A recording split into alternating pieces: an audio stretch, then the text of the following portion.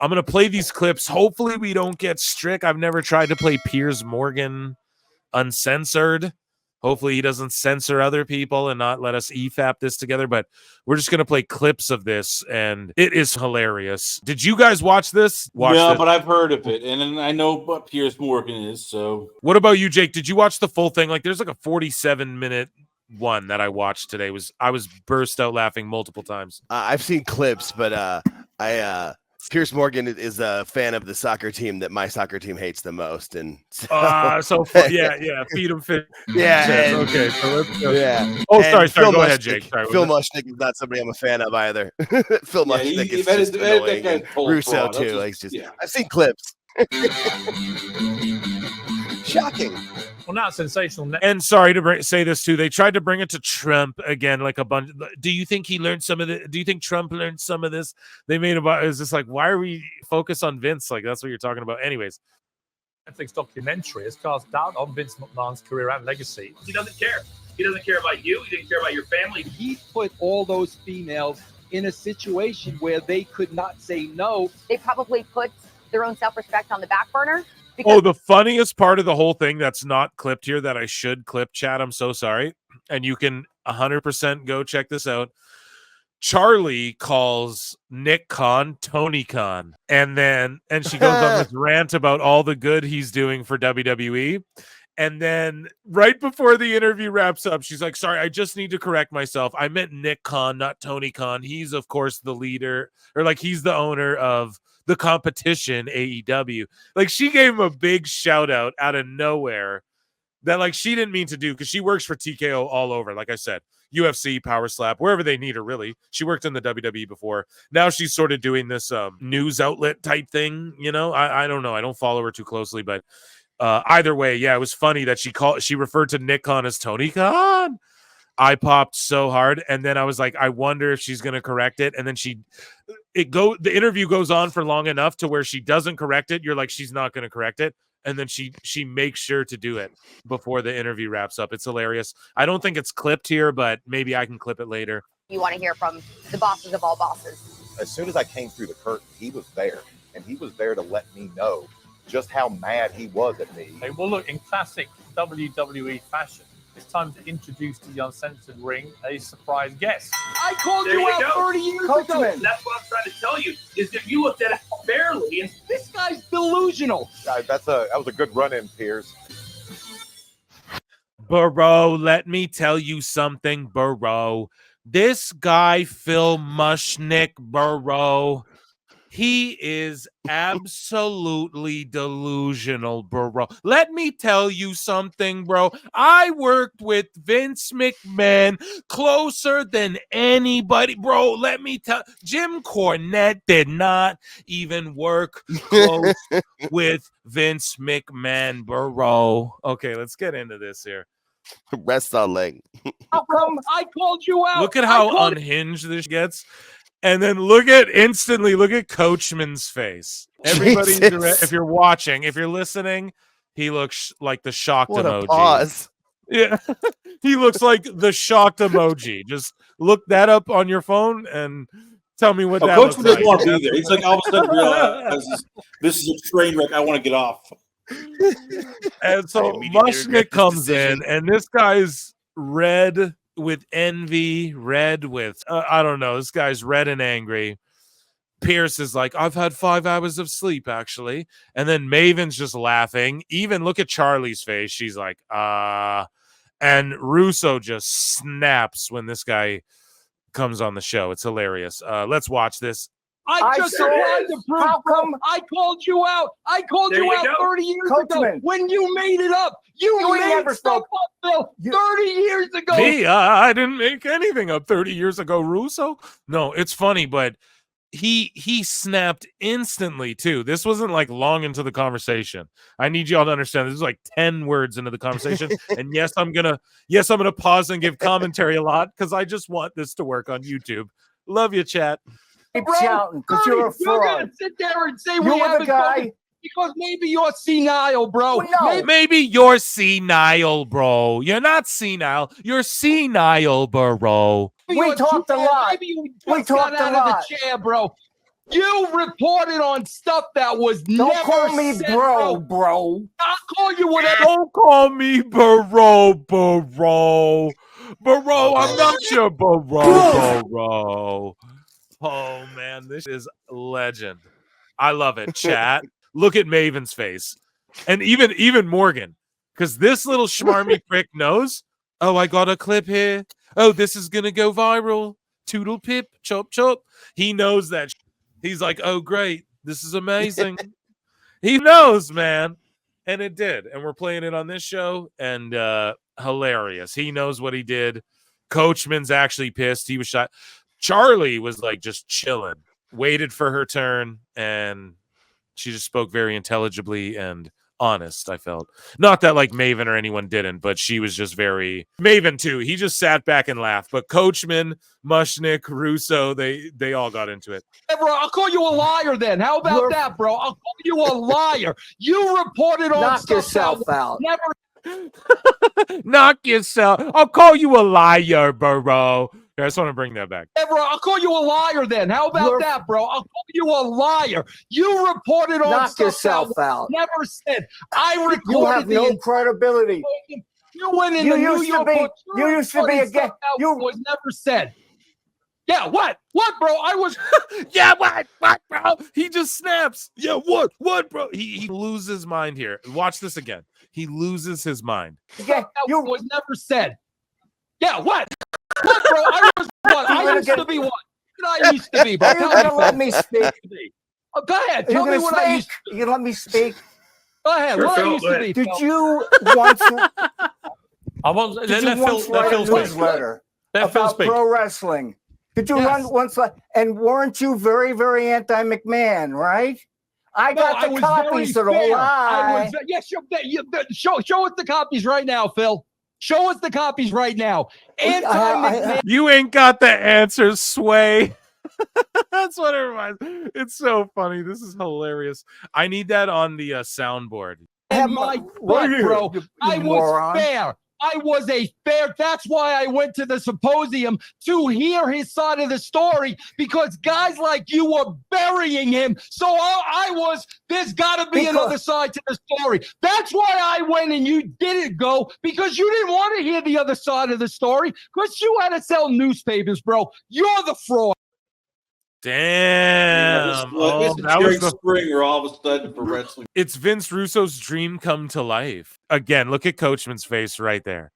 Holy, I'm going to actually, you guys know what? I'm going to screen grab that. I just screen grabbed it. No big deal. Just screen grab that for later. That's a hilarious picture. Okay. So moving along, here's another clip. Russo, you are not the father. In 1991, In 1991, bro, when I was at Vince McMahon's house, bro, next to his pool with his daughter, bro. Listen, first off, you don't even know, bro, actually what Vince McMahon was like, bro.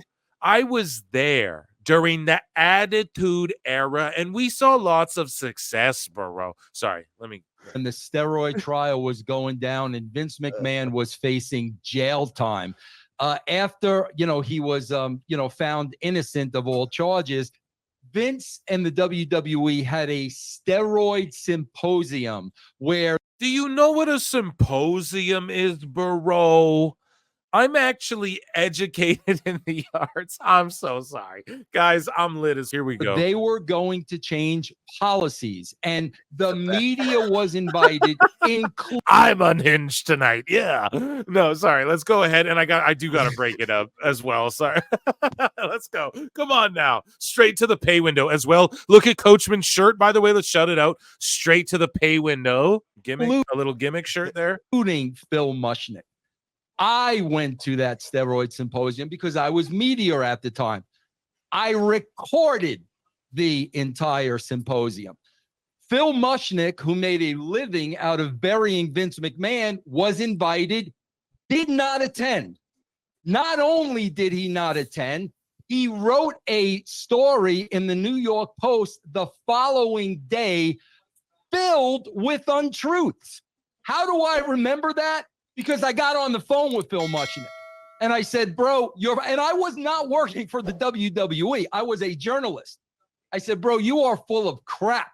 I have every word that was said on this tape recorder. He didn't say some of the things that you said. So again, as a journalist, I asked the question, what kind of a journalist are you if you're not going to go to a symposium you're invited to, and then you're going to report on it? So I know this clip has got some time to go, but I should say this too to add some context.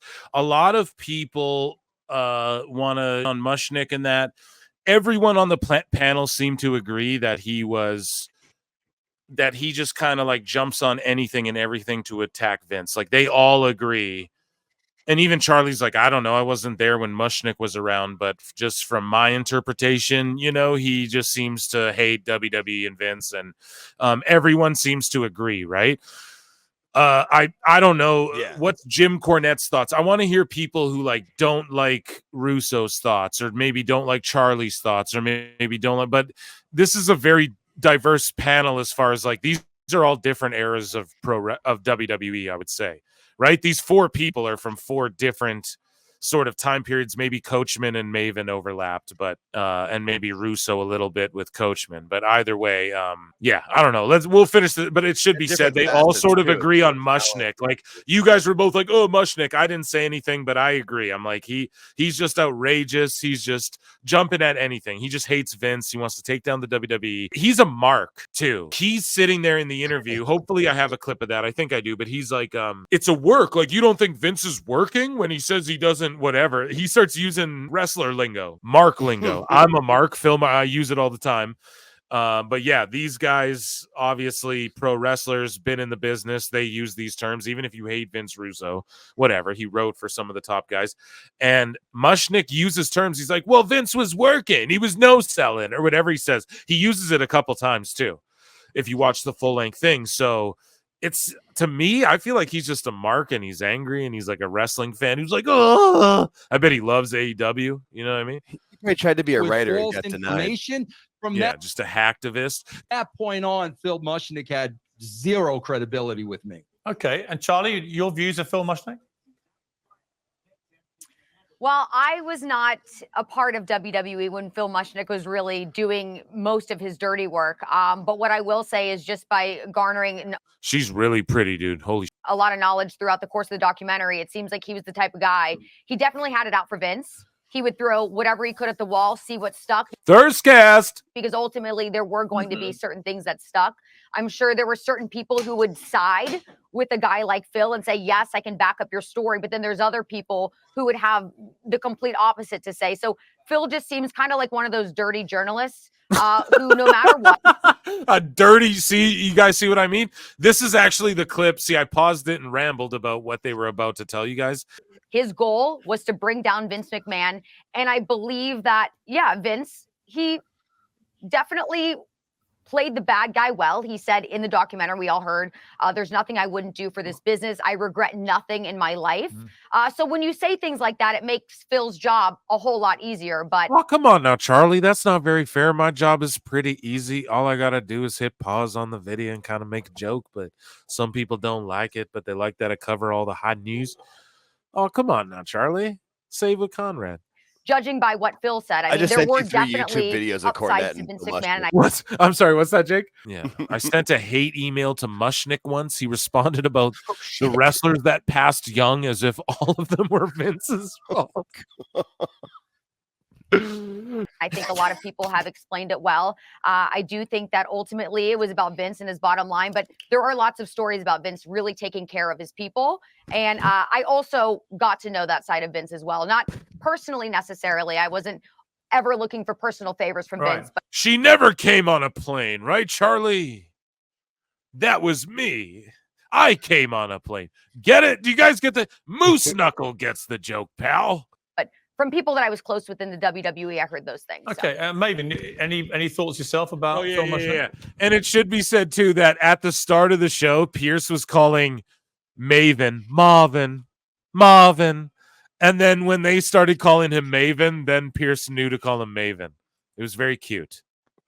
Yeah, I think Mr. Mushnick had Vince in his journalistic crosshairs. I think he found an easily attainable target, someone he could go after, someone who was big enough, large enough, ran a large enough company, a worldwide company. So he knew whenever he wrote anything, it was going to garner attention. And I'm not saying everything he wrote about Vince was incorrect. Hell, it probably wasn't. A lot of the stuff he wrote was accurate, but there's a lot of things that you just don't see on the day-to-day. I should say this too. So he had them all say what they thought of Phil Mushnick after he played them clips from the Vince doc of what Mushnick had to say. And then he went, well, I have a surprise for you all. Phil Mushnick is here. And then Phil Mushnick shows up angry. And that's where we got the screaming fight instantly. It was like Pierce set it up, and you saw that little cocky prick smirk. And it should be noted too, is that Phil Mushnick's a writer for the New York Post or something like that. And so is Piers Morgan. And the whole time Pierce is like, well, I think you're a very reputable source. I think you're a very good writer, just misunderstood. But like they work for the same company. Sorry, Pierce, love you. Don't flag this for it being full screen because I know you want to. Patreon.com/ProWrestleTimes. That's because they booked his homie for a run-in. I didn't realize it. I didn't realize they booked it that way. Fucking rude. Hot tag. Yeah, seriously, gave him the hot tag. That's exactly it. Oh, man. Son of a. Yeah, let's watch this. That's great. When you're It's working good with clip. I know, it's amazing. Someone, on 365 days a year. And I just don't think Mr. Mushnick was ever looking for anything good out of Vince. He was only looking for the bad. Okay, well, look, in classic WWE Did fashion, he say looking for the bag? No? Am I alone? Chat, No, did you hear bag? No, Someone. Tony. Okay, all right. it's time to introduce to the Uncensored ring a surprise guest. Because flying in off the top rope, hopefully not with a steel chair, is the New York Post legendary columnist and Vince McMahon nemesis, Phil. Flying off the top rope, hopefully not with a steel chair like New Jack in the Mass Transit incident.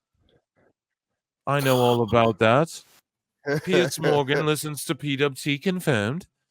Sakes. Mushnick, who's been listening to all of that. Phil, welcome. Wow.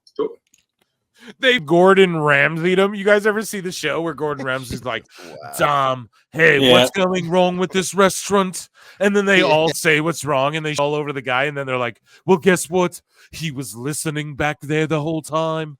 Dom, and then he comes out and it's like, what the his whole life's destroyed. It's so funny, man. It's funny. Pierce is a slimy bitch.